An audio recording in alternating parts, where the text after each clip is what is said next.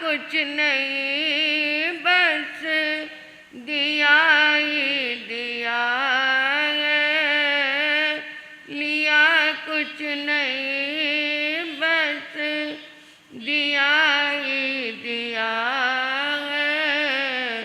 तेरा शुक्रिया है, तेरा शुक्रिया है। किया कुछ न मैंने शर्मसार हूँ मैं, तेरी रहमतों का तलबगार हूँ मैं, तेरी रहमतों का तलबगार हूँ मैं।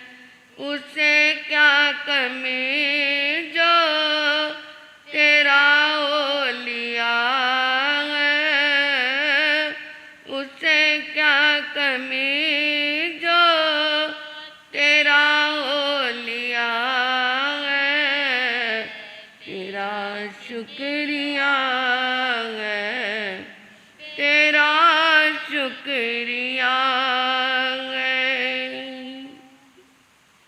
परम श्रद्धा, परम आराध्या, परम पूजनीय तपाचार्या तप चक्रेश्वरी परमात्म स्वरूपा गुरनी मैया के पावन पुनीत चरणारविंदों में हृदय के अनंत अनंत आस्थामय भावों से मेरा प्रणम में स्वीकार हो। धर्म प्रांगण में आए मेरे निज आत्मन आत्मा रूपी पार्वती, पार्वती का नाम सुना है ना, शिव की पार्वती। शिव रूपी मोक्ष को पाने के लिए कठोर तपस्या कर रही है। ना तन की परवाह है, ना खाने की परवाह है, किसी तरह से भी उसका किसी से कोई सरोकार नहीं। बस शिव को पाना है, शिव को पाना है, शिव को पाना है। उस पाने के लिए वो तपस्या में रत हो चुकी है। सहेलियां आई पार्वती की, इंद्रियां रूपी सहेलियां, आत्मा रूपी पार्वती, शिव रूपी मोक्ष और इंद्रियां रूपी सहेलियां। उन्होंने पार्वती को कहा, अरे वो बाह्य दृष्टि से देख रही थी, आत्मा का रूप नहीं देखा उन्होंने। अरे इतनी कमज़ोर होती जा रही है, कुछ अपना तो ध्यान कर, मर जाएगी ऐसे ही तपस्या करती करती। परंतु इंद्रियों का प्रतिबोध आत्मा रूपी पार्वती पे कोई भी प्रभाव ना डाल सका, अर्थ शून्य रहा।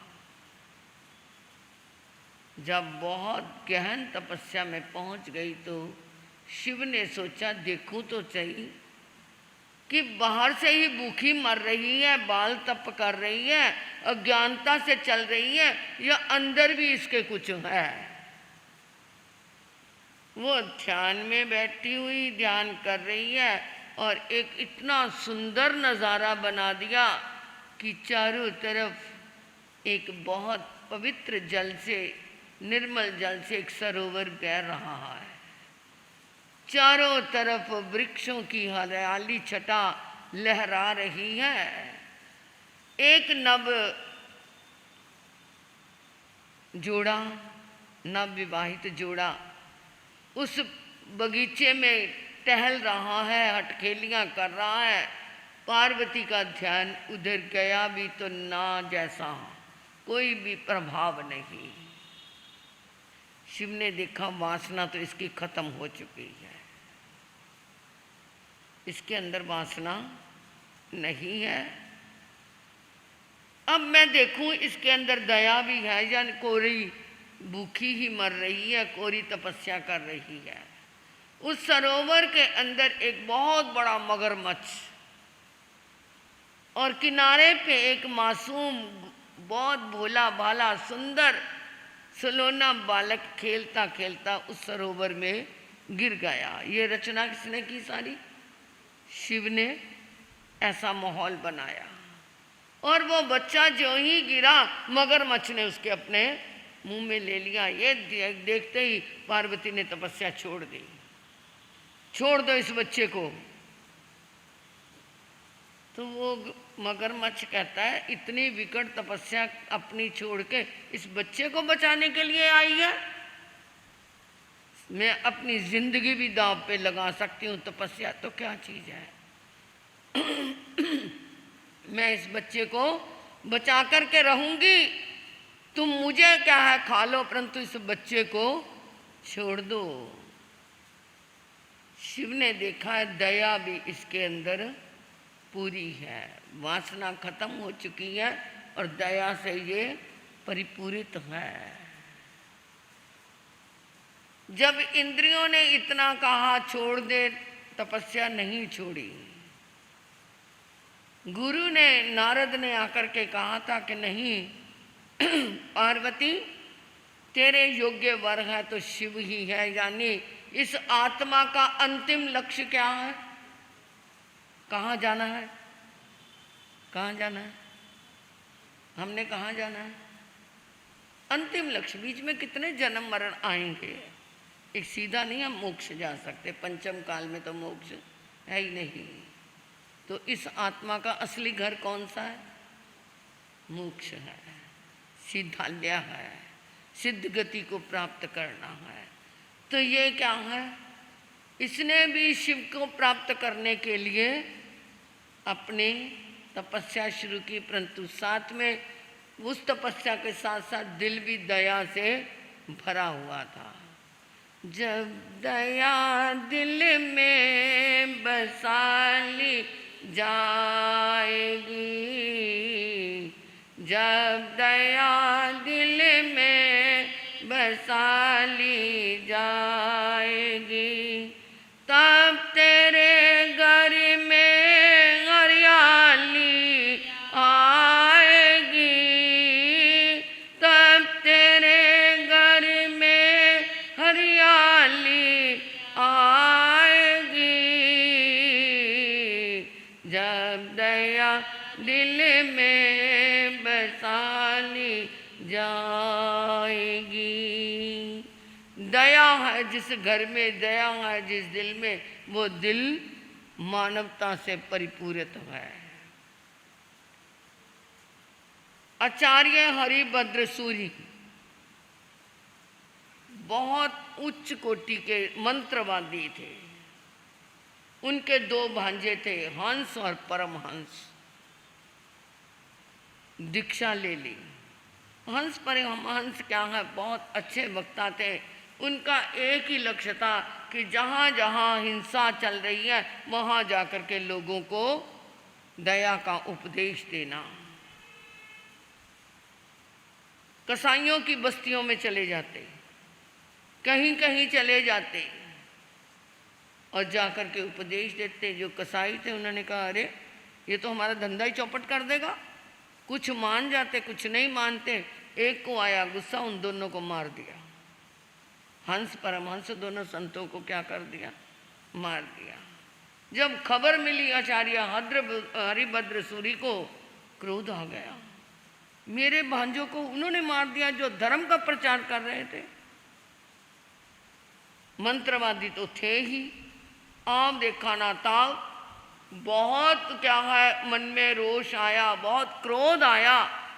उन्होंने वहीं पर क्या है अपने जहाँ ठहरे हुए थे एक भट्ठी जलवाई, ऊपर तेल का कड़ाया रखा, तेल खोल रहा है और मंत्र पढ़ते जा रही हैं। और जिन्होंने मारा था उस मंत्र के प्रभाव से उधर ही खिंचे चले आ रही हैं।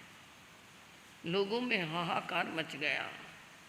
अरे ये आचार्य जी क्या कर रही हैं? इतना मोह में अभिभूत हो गए अपने भांजों के कि अब ये बदला लेने के लिए किस तरीके से कर रही हैं। अभी वो मंत्र के प्रभाव से वो जिन्होंने मारा था वो आ ही गए थे कि याकनी महत्रा साध्वी, जो क्या थी हरिभद्र सूरी उनको अपनी गुरनी मानते थे, वो भी वहीं पे थी। उनके पास लोग गए तो वो कहते हैं ऐसी ऐसी स्थिति हो गई है, आचार्य जी तो भटक गए हैं। याकनी महत्रा आई और जल्दी से वहाँ पर उनके स्थान पे पहुँची तो उन्होंने कहा याकनी महत्रा आर्या जी आई हैं। तो उनका तो वो कहना टाल नहीं सकते थे, फटाफट बाहर आए, बोले जल्दी क्या काम है, मुझे बहुत जल्दी है। तो कहती आचार्य जी मेरे से एक मक्खी मर गई, उसके लिए आज पक्खी का दिन है, क्या प्रायश्चित आता है। मक्खी क्या होती है, कितनी इंद्रियां होती है उसमें, मक्खी में कितनी इंद्रियां होती हैं, चौरिंद्रिय, 4 इंद्रियां होती हैं।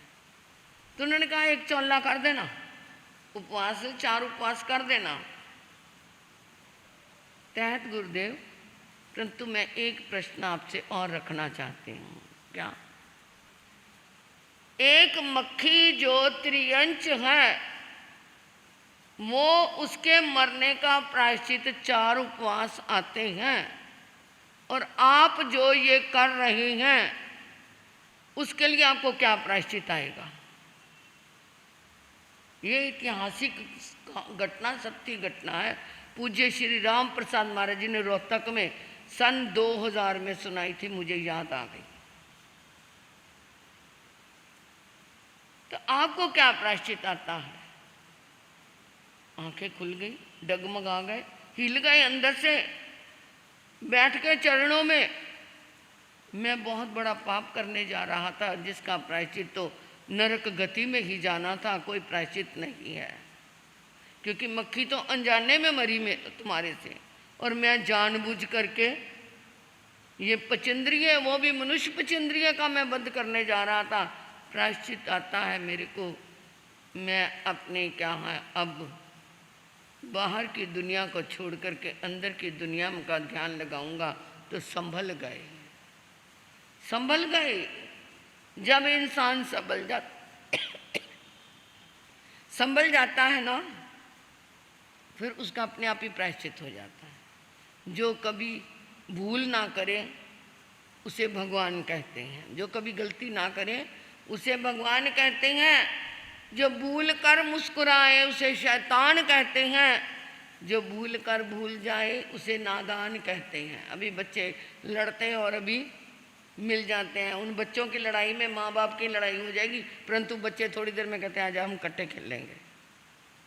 और जो भूल कर सुधर जाए उसे इंसान कहते हैं। तो वो सुधर गए, अपने पाप का प्रायश्चित करने के लिए ध्यान में अवस्थित हो गए। तो ये है जिंदगी के अंदर दया। कैसे उन्होंने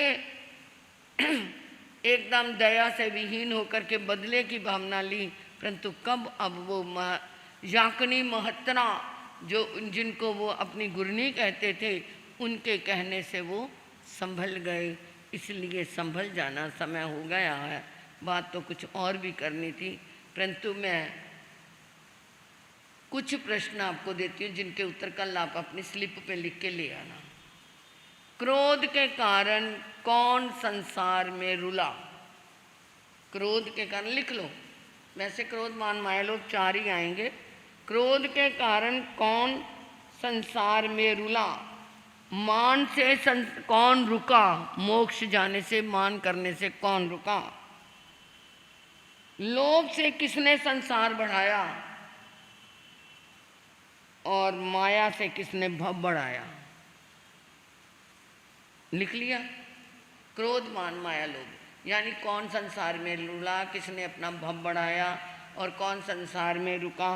इस तरह ये चारों, और किसने अपना भव बढ़ाया। माया से किसने अपना एक भव और बढ़ा लिया, नहीं तो मोक्ष चल जाना था, परंतु एक भव और बढ़ गया माया के कारण। ये इनके उत्तर छोटी छोटी स्लिप पे लिख के ले आना।